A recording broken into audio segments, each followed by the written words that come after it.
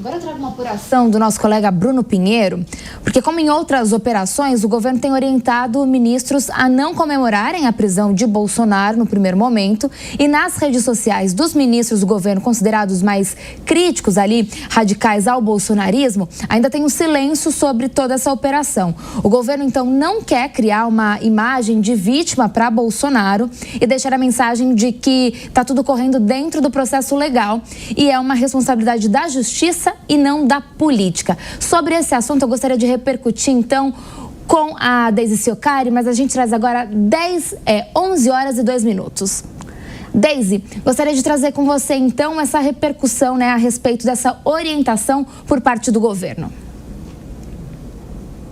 É a orientação mais cautelosa nesse momento, né? Porque se ministros, se secretários de governo forem se manifestar agora, a polarização ela deve aumentar num assunto que já é extremamente delicado, né, da Núbia. Então, pela primeira vez, a gente vê uma orientação aí que faça sentido, né? A gente sabe que durante o julgamento do ex-presidente, inclusive alguns governadores ligados ao ex-presidente se manifestaram justamente por causa da polarização que se acirrou muito, mas nesse momento eu acredito que por toda a situação, a gente tem que lembrar, é um ex-presidente preso e um dos maiores líderes, se não o maior líder que a direita já teve desde a abertura democrática. Então qualquer polarização, ela vai aumentar, inclusive pode chegar à violência política, como a gente já viu em campanhas eleitorais, né? Então agora tem que deixar o judiciário fazer a sua tramitação, dar a legítima defesa para o ex-presidente Jair Bolsonaro, para que as coisas transcorram com o mínimo de interferência da sociedade civil, de ministros e de quaisquer outras pessoas que tenham interesses políticos nisso, né? O objetivo agora é deixar que os interesses judiciários prevaleçam. Muito bem, vamos ouvir também o Fábio Piperno. Piperno, o seguinte, Piperno, é muito já há toda a repercussão, evidentemente, que essa ação, a tese da professora também é boa, né, Piperno? Porque é o seguinte, olha, se a gente não prender agora, depois não consegue, vai repetir aquilo que aconteceu no sindicato lá dos metalúrgicos no ABC, com a prisão do Lula, né? Mas já começa a ver essa leitura de que a ação do Moraes hoje, ela dá o fôlego justamente à oposição. É aquilo que você falava, né, Piperno? Ele seria preso, mas essa prisão preventiva hoje, nas circunstâncias que ela aconteceu, ela dá, de fato, aí toda a argumentação de uma perseguição política à direita. Ela aumenta os decibéis das críticas ao STF, sem dúvida nenhuma. A direita vai procurar reforçar o argumento de que está havendo uma perseguição política, sim. É evidente que esse episódio também vai ser usado como uma forma de vitimização e martirização do ex-presidente Bolsonaro. Isso é do jogo. Agora, é muito importante, sim, o governo se manter extremamente cauteloso em relação a esse episódio. Primeiro porque a prisão não tem relação com nenhum ato de governo. Não é o governo que mandou prender o presidente Bolsonaro. Isso é uma decisão da Suprema Corte do Brasil, que age com total independência e soberania. Segundo, é sempre importante a gente lembrar e reforçar que acabaram os tempos de política morna.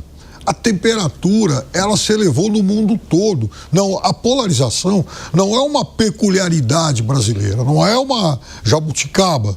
Veja, em todos os países, principalmente naqueles com regimes presidencialistas, isso tem se tornado uma marca cada vez mais acentuada do ambiente político. É assim nos Estados Unidos, Argentina, a gente está vendo aqui em toda a América Latina, na própria França, onde o presidente Macron mal consegue formar um governo, né? Então, os votos, eles estão migrando cada vez mais para os extremos, né? Tanto a extrema-direita quanto a extrema-esquerda, elas têm crescido bastante. E veja, não é correta essa avaliação de que estamos tendo uma avalanche direitista aqui no continente. Não é assim. Aliás, no Canadá, por exemplo, que fez eleição pós-Trump, depois da posse do presidente Trump, houve uma espetacular reversão da esquerda, que que perdia lá, segundo as pesquisas, por mais de 20 pontos, e a partir dos discursos bastante agressivos que o presidente Trump fez direcionados ao Canadá, houve uma reversão disso. Lá na Austrália aconteceu a mesma coisa. Em Nova York agora acaba de eleger um prefeito socialista. Nos 2 estados americanos que realizaram eleições, os democratas venceram. Aqui na Argentina houve uma vitória do Milei, no Chile, o que tudo indica, a direita vai acabar ganhando. Então, há claramente também uma polarização em todos esses países sem uma coloração política clara e definida.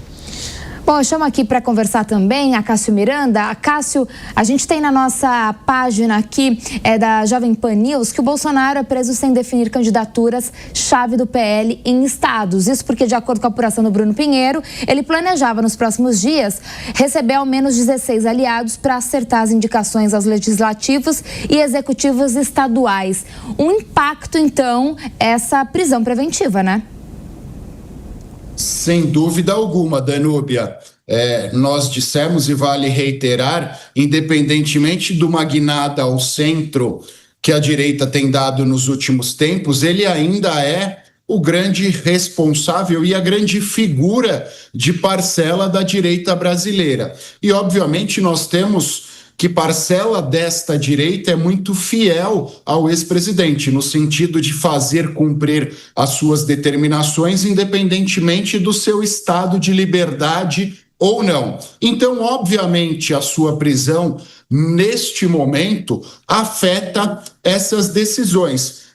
Mas verdade seja dita, especialmente em relação à candidatura de Tarcísio de Freitas, especialmente as principais candidaturas ao Senado, o ex-presidente já dava indicativos de quais seriam as suas escolhas. Resta saber, especialmente olhando para Santa Catarina, se essas escolhas serão cumpridas ou o fato dele estar preso fragilizará ainda mais as suas determinações e levará a uma ruptura efetiva de parcela do bolsonarismo. Por exemplo, se Carol de Tone será candidata em Santa Catarina, independentemente da sua vontade de que ela não seja, e também olhando para outros estados onde essa vontade aparentemente não prevaleceria. Muito bem, nós continuamos aí com análise aqui. Também quero ouvir a Deise Chiocari, mais uma vez aqui no Jornal da Manhã, falando sobre toda essa questão política também, né, Deise? Claro que o espólio de Bolsonaro, toda a direita quer, né, Deise? Exatamente, né? E por isso que ele, mesmo sendo preso, ele não perde poder nem a influência dele no jogo político, né? Reitero aqui, goste-se ou não de Jair Bolsonaro, ele é o maior líder da direita desde a abertura democrática. Vários prefeitos, vários governadores sequer podem pensar em tentar uma eleição sem o apoio dele. Então, o capital político ainda não foi desgastado. Existe um ecossistema aí, Marcelo, que se movimenta por causa da liderança carismática dele. Então, eu não acredito que essa prisão ela vá abalar essa liderança carismática. Eu acredito que a indicação dele para a presidência da República ainda vale e vale muito, depende de como que ele vai fazer essa articulação agora, mas fato é que ele ainda é o maior nome da direita, né? E eu acredito que conforme a percepção da população em relação a isso, que a gente vai perceber nos próximos dias, mas se a narrativa de perseguição política ela se consolidar, eu arrisco dizer que o capital político dele deve, inclusive, aumentar nos próximos meses. Muito obrigada, Deise. A gente fala agora com o Piperno. Piperno, eu queria então repercutir com você sobre essa expectativa aí de se encontrar com 16 aliados e que não se concretizou. Olha, claro, recentemente o presidente do PL, Valdemar da Costa Neves, esteve aqui conosco, né, participando do Direto ao Ponto, e ele deixou muito claro que a definição das candidaturas ao Senado, todas elas, passariam pelo crivo do presidente Bolsonaro. E aí o Acai citou o caso de Santa Catarina, que foi, inclusive, tema aqui de uma das perguntas que a gente fez para ele. Em Santa Catarina, o que acontece é que houve a imigração, né?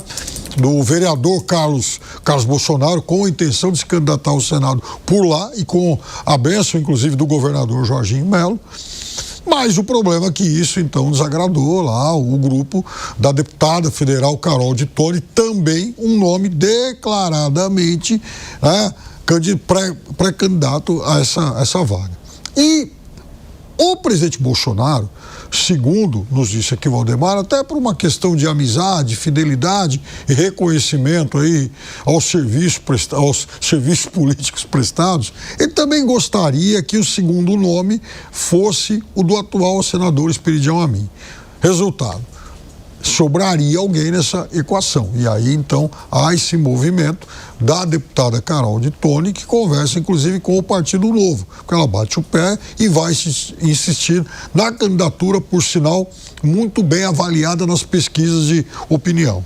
Agora, é claro que nos últimos tempos, também, muitas pesquisas têm surgido apontando um fortalecimento de alguns nomes que, embora tenham, em certo momento, gravitado em torno da figura do presidente Bolsonaro, são alguns políticos que vão adquirindo luz própria. É evidente que qualquer moderado de direita hoje que se lance candidato, se ele tiver o apoio do Bolsonaro, a chance dele vai ser maior.